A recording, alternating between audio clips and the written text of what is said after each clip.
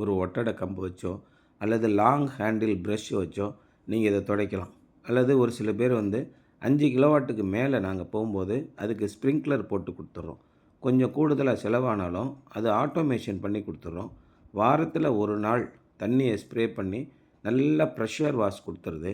அந்த மாதிரி கொடுக்கும்போது ஆட்டோமேட்டிக்காக பேனல் நல்லா க்ளீனாக இருக்கும். இதுவே மழை பெஞ்சிருச்சுன்னா போதும், நமக்கு எந்த பிரச்சனையும் இல்லை, தெளிவாக பேனல் வச்சிரும். அப்போ ப்ரொடக்ஷன் ரொம்ப நல்லாயிருக்கும். இந்த வீட்டில் சப்போஸ் ஆன் கிரிட் போட்டிருக்கோம், பவர் கட் ஆகிடுச்சுன்னா என்ன பண்ணுறது? அதனால் சும்மா இருக்கிற பேனலை நம்ம என்ன பண்ணுறோம், பவர் கட் ஆன பிறகு அதிலிருந்து ஆட்டோமேட்டிக்காக அந்த பேனலை இந்த மாதிரி எம்பிபிடி மூலயமா கனெக்ட் பண்ணுற மாதிரி ஒரு சென்சார் வச்சு கொடுத்துருக்குறோம். பவர் இருக்கும்போது எந்த காரணத்தை கொண்டும் பேனல் கனெக்ட் ஆகாது.